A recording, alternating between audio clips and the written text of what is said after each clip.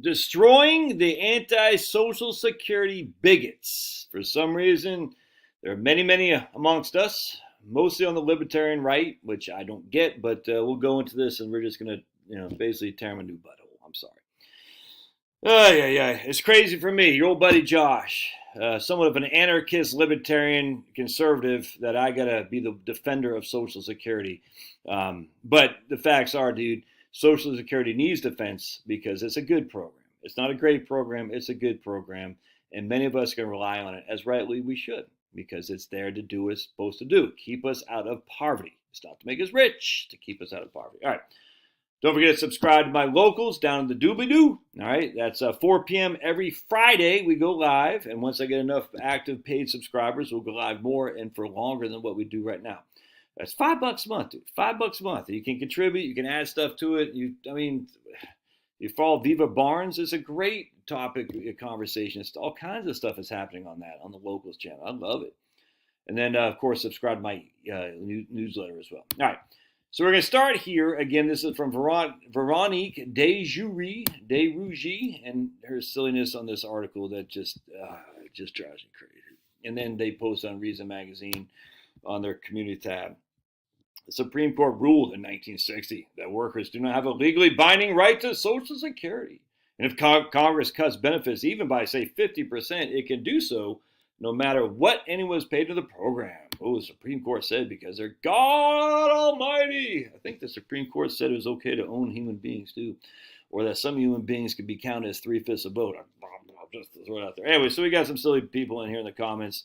Let's see here. I want to show HVAC Soldier says basically we'll probably get 75% of promised benefits. That's why there has been a push by some in Congress to make 401ks mandatory. And I agree with that. I think that's one of the, I don't agree with this first sentence, but I think the second part is we got to get people off the pension and more to take charge of their own finances. But I'm telling you, these people are making a huge mistake as if a 401k is separate from Social Security. It's an idiotic mistake to make, and people do it all the time. And again, this guy, HVAC Soldier, who I would thought be smarter than what he's saying here. You're a soldier in the Army and you're an HVAC, so you know how to put things together. You're not stupid, but yet he does make a stupid claim. People can't really live on Social Security. Look, dude, get the freaking book right here. I debunked it. It's my book. It's only 108, 115 pages of just pure gravy that I dispute all this. It's nuts. All right.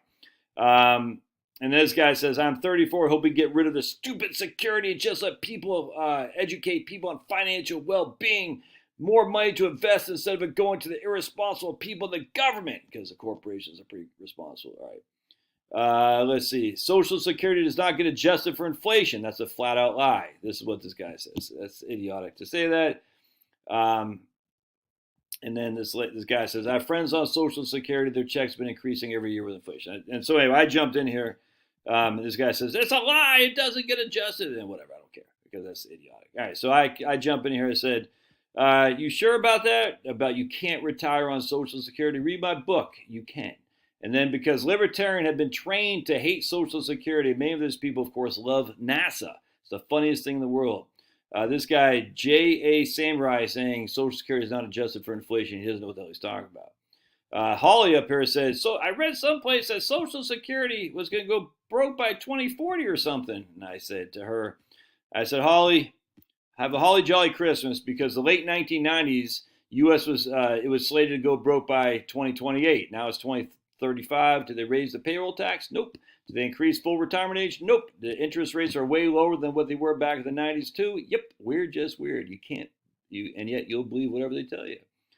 And then this guy says to me, Social Security is terrible. At least he agrees NASA is. If they let me opt out of Social Security, I'd be fine with it. But it's nothing but wealth redistribution. Nothing but wealth redistribution. Even if it was retirement savings, the return is far worse than if I just invested on my own. The return is far worse than if you just invested it, eh? You want to back that up? He goes, yeah, I've been averaging 8 to 12% of my money for 10 years in the market. If you're not in the market, you're financially illiterate. I'm just in fact, there's no 5-year span in the history of the stock market where it didn't grow, with the exception of the Great Depression. Well, there is a span there, but okay, whatever. I'm not going to debate this 5-year span because he's missing the fundamental key. That you can't see the error in your mind is your ways is mind-boggling. Why would you compare accumulation over the last 10 years versus taking distribution? Social Security not once said we'll give you accumulated wealth. They said you'll have a minimum income to escape poverty.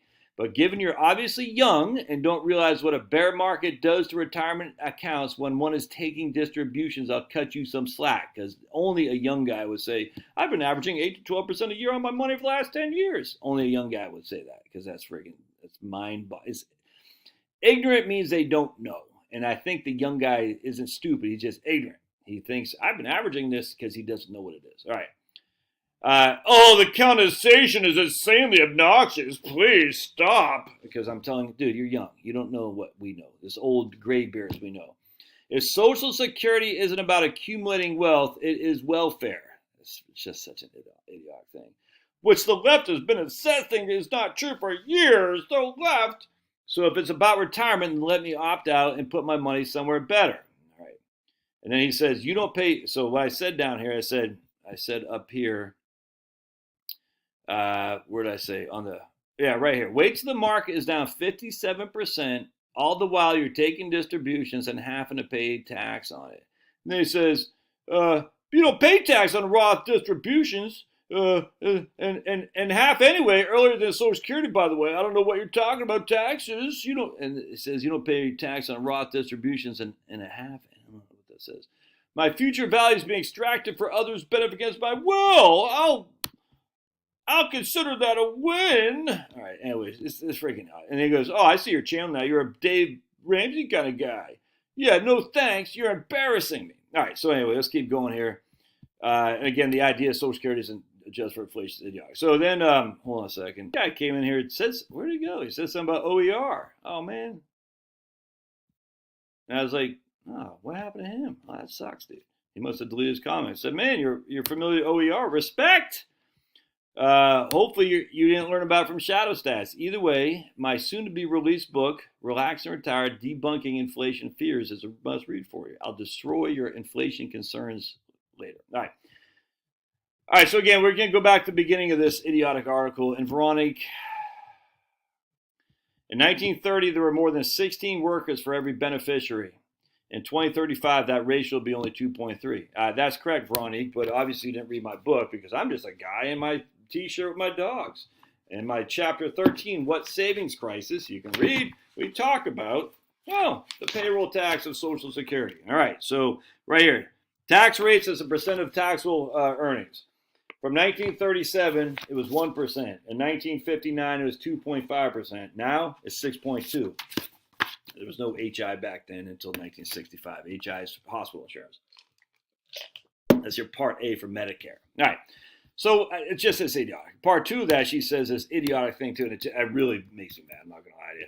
Life expectancies were lower when Social Security was started. How dare you, Josh? You don't know the life expectancies were lower? And I have hold on a second. And in 2020, the life expectancy tables, all right, so our life expectancy as an infant was 76 for a woman, a man, 81 for a woman, basically 78 years old. And that's what Veronique is going to go with. In the 1930s, when Social Security was started, the life expectancy was 60, Josh, 60. That's at birth.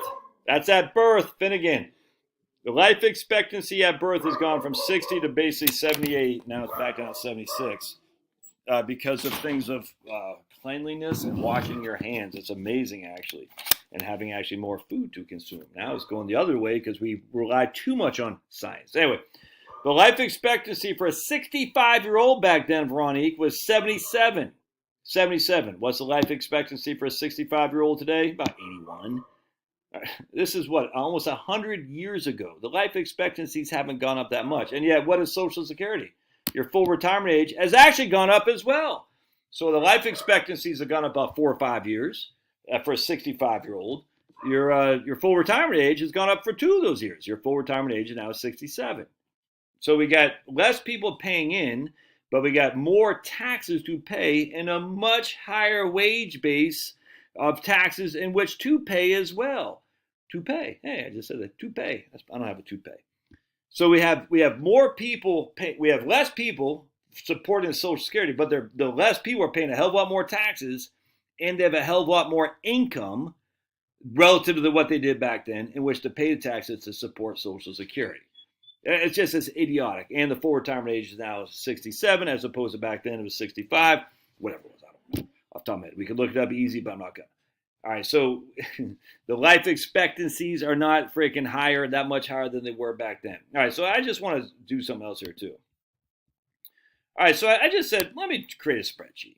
Spreadsheets. All right, so don't forget to subscribe, by the way, if I haven't said that already. Share this video so you can debunk all the fools. Like, I can't retire on Social Security alone. Oh, my goodness. All right, so I use that other guy's example. I use the S&P 500. I took their rates of return every single year going back to when I started my taxable Social Security. This is literally your old buddy Josh's taxable Social Security wages right here. 1984 is 14. In 1989, my first full year in the Army, I made $7,800. All right, as a 11 Bravo E1 or E2 infantryman. Wow, $7,800. Woo, netting. All right, so they held $447 of Social Security tax. The tax rate back then was 5.7. The tax rate up here was 5.7. The tax rate right here was 6.06. Right, where was it? 6.06. Right. One of these years was 6.06. Where'd it go? One second. Oh wait, this is the taxes withheld. There you go. One second. My spreadsheet. So I got to go back to my table from my own book actually and look at it. I said, okay, from 1989 forward, the Social Security tax was 6.2%. There we go, 6.2, and we'll make that copy and paste. We'll just do this whole thing down here. Boink. All right, you're watching exactly what I do. All right. There we go. And in 1988, it was 6.06. If my memory on my book is correct. 1 second. And 1988 and 89, it was 6.06. 88, yep. There we go. 6.06. And in 89, it was as well. 6.06 and in 89, it was as well. All right. There we go. 6.06. It was 5.7 previous to that. There we go. All right, sweet.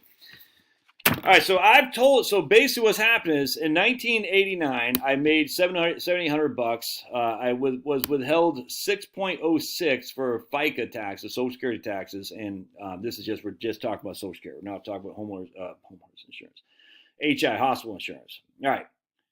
Now in 1993, when I was my first full year of being out of the Army, I made $6,800. They withheld 6.2%, so they had $423 of withheld taxes. All right. Over the course of my working career, I've had $127,000 of taxes withheld. Now, my employer has withheld about $109,000 of that, but just to keep it simple, I'm going to make this what we're going to double that. Just to keep it simple, all right? So just remember, so over the course of my working career, between me and my employer, we basically had $254,000 of taxes we paid into Social Security, $255,000. All right, so what we're doing now is we're saying in 1984, I had basically $9 of taxes withheld. All right, the rate of return on that year in the S&P 500 was 6%. But essentially, I'm saying I didn't make anything. You can't just say the rate of return is 6% to cover the entirety of your taxes withheld.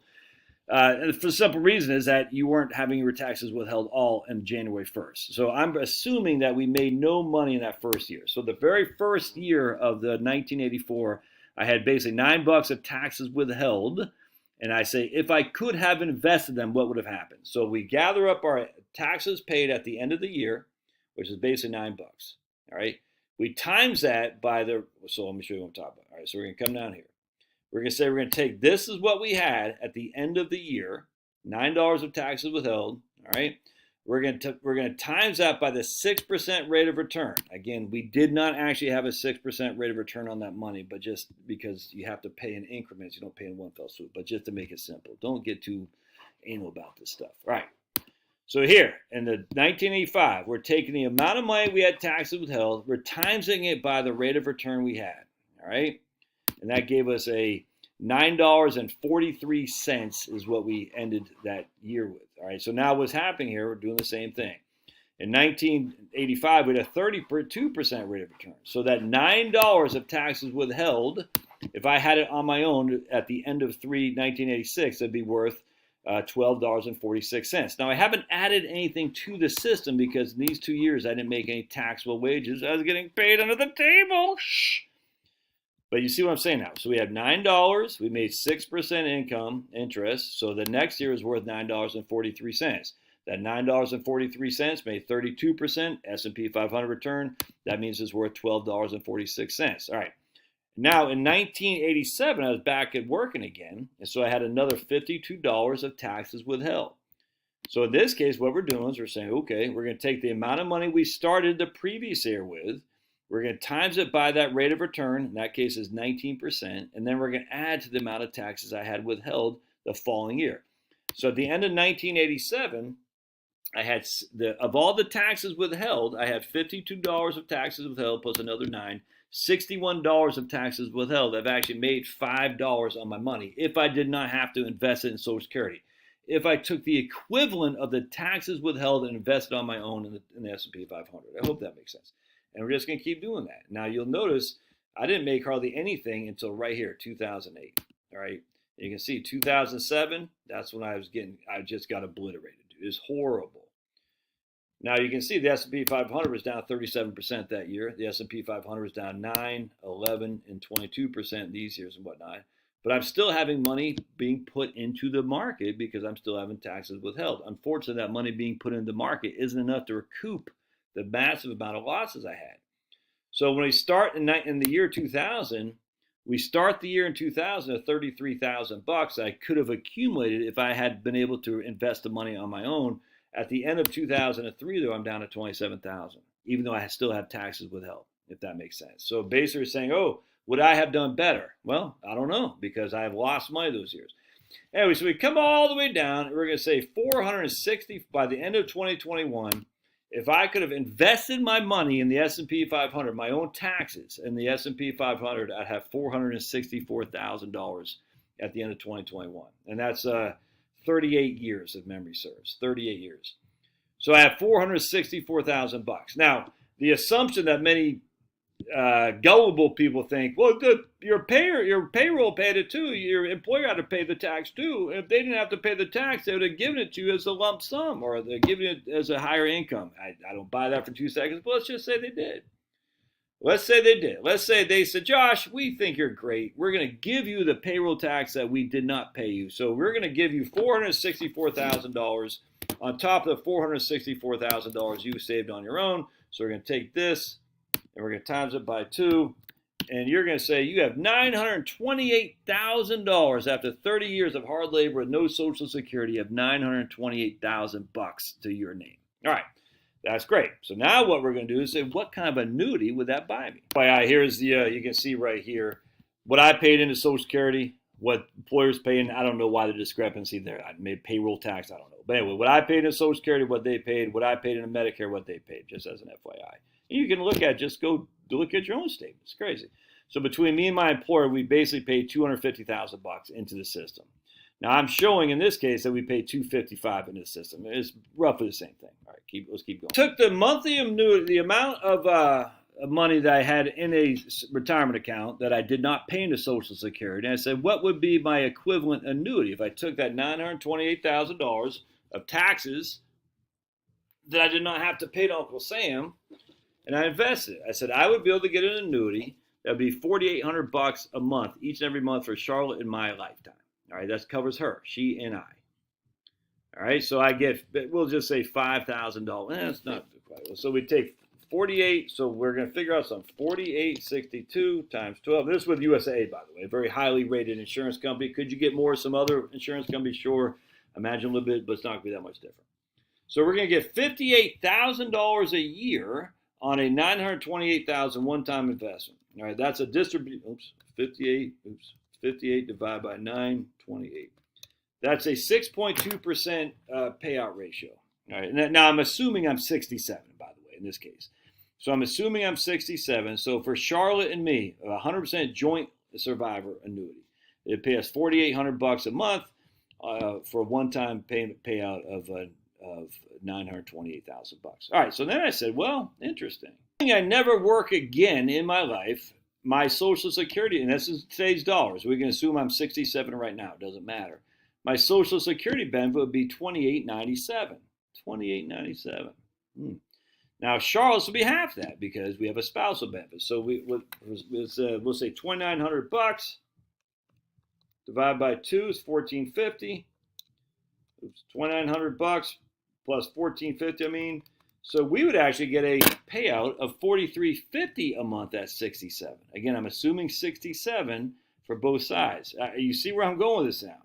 So Social Security is going to give me $4,350 between Charlotte and myself. USA is going to give me $4,862. Essentially on the same batch of money, $928. That's what I could have had accumulated, assuming I invested every dollar that would have gone to Social Security taxes between me and my employer and the S&P 500 over the course of those 38 years. If you think that's going to happen, you're freaking nuts. But be that as it may. All right, so basically, Social Security is a raw deal. It's only giving me $4,300 a month, and my own investment would give me $4,862. It's a raw deal, Josh. Yeah, but this is flat. This doesn't have any cost of living adjustment. Social Security does have a cost of living adjustment of whatever it is, 2.4. This last year is 8.7.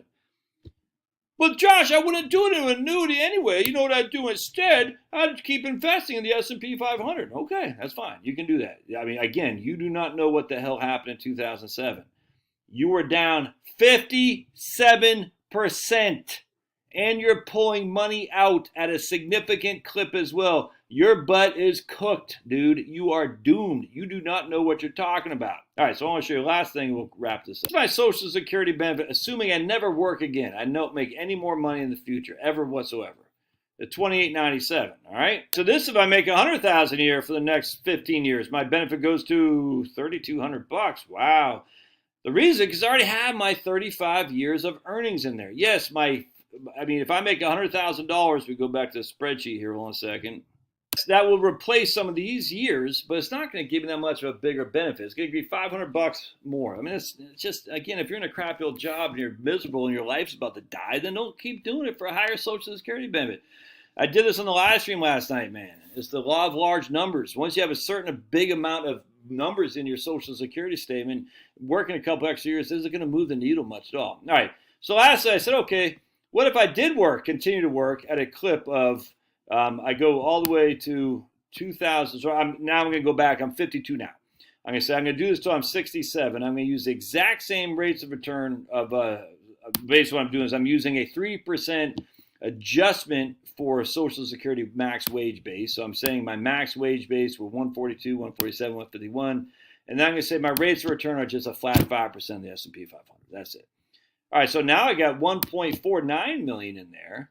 All right, that's between my employer, but just me, and my employer will have twice that. So out of my employer, we'll have $3 million. Yeah, that's $3 million we could have lived on, Josh. Yeah. Yep. And guess what? Social Security had 2.4% COLA for 15 years would pay $4,600 a month. Add my spousal benefit, that's another $2,300 a month. Yeah, that's $6,900 a month in Social Security.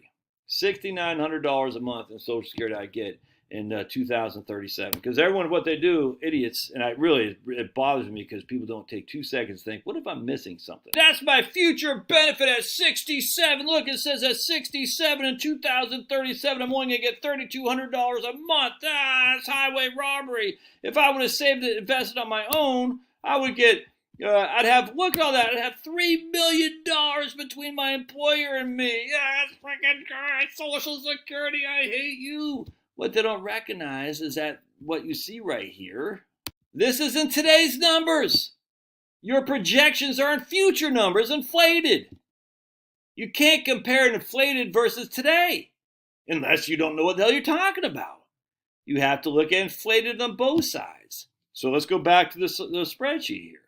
All right, so now we got $3 million, and I'm saying between Charlotte and I, with only a 2.4% COLA on Social Security, of course, no down markets, by the way, in the stock market. If you could have taken your taxes and invested it, we get $7,900. We get $6,900 a month times 12. That's $82,000 a year divided by basically what's that? 2.9 million. That's still a 3. I mean, look, there's still a 3% payout distribution. I mean, So you could go to USA and say, yeah, I'm going to get a higher payout distribution, but it has no cost of living adjustment, has no spousal benefit adjustment. It might have a 100% survivor benefit, but there's no COLA in there. Yeah, it's a higher payout on the front end, but it's a lower when you factor in the longevity you may or may not have. And if you're going to say, well, I rely on the stock market because 8 to 12% I've gotten in the last 10 years, okay, that's fine. I can't convince you otherwise. I'm not even going to attempt. That's silly to me. Just think about it, dudes. Let me just go back for a second. $1 million. We're going to take out $50,000, all right? Because that's what we're saying. Because you know me. I say you can live off, take a 5% distribution. So we go here, boink, boink, boink. All right, so now we're left with $950,000. Now we go to this guy times 0.62. Now we're down to $590,000. Take $50,000 out. I'm not even adjusted for inflation. And now we're down to 540. Equals that. And we're just going to do this again. We're going to keep doing this until the cows come home. Oops. Equals that right there. And it would stop. Why is it? Equals that. Enter. There we go. All right. And so let's just do this. Boink. And we're going to do like this. Boink. And we're going to do like this. Boink.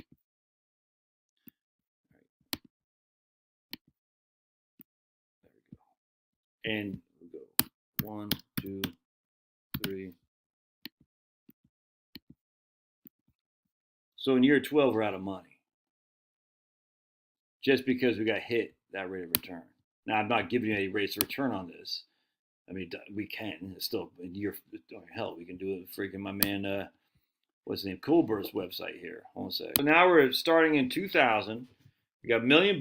We're taking 50,000 a year out. We're adjusting with a 3% inflation. It won't matter. And you can see what happens by the time 2016 comes out. We're smack dab out of money. You know, and by the time 2008 rolls around, your $1 million you started with just 8 years previously is down to 279. Oh yeah. Don't tell me that. Oh yeah, the markets are always better. It's idiotic, dude. It's idiotic. Now let's not do any inflation. Just take. Oh my goodness. So now we're down to where are we here?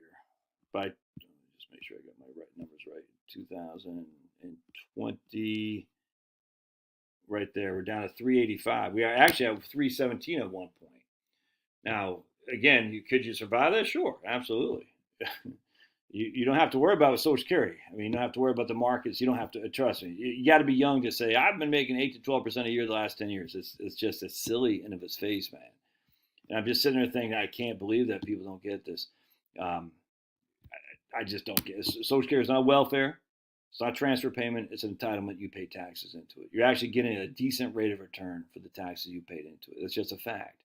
And to sit there and think it's going to illegal immigrants or it's going to, freaking, I mean, look, we should be funding NASA. We shouldn't be funding freaking Ukraine. We should be funding NOAA. All these, we shouldn't be funding the DOD unless they start being honest. That's just a fact. But to make your freaking flag to die on, your hill to die on Social Security is just idiotic, dude. It makes no sense. And you should be shamed because you're sitting there thinking, I just proved you, I just debunked you right there that the markets will outperform Social Security. I literally just did. Because at the end of the day, while you were getting smoked in the aughts, and then you had this huge run up the last decade, if you think that's going to continue on, you're crazy. But whatever, man. My Social Security benefit I just proved to you was paying a decent rate of return for the amount of money I put in. Guaranteed cost of living adjustment, guaranteed to be there. It's silly to think this thing is like some kind of evil scheme to separate you from your money. It's idiotic. It's even sillier to think that the markets will rescue you. You think if Social Security goes the way of the dodo bird, the markets can be, we'll be okay. It's nuts. All right, long video. Love your thoughts. Put them in the show notes. Don't forget to subscribe to the Doobly Dukes down below. See ya.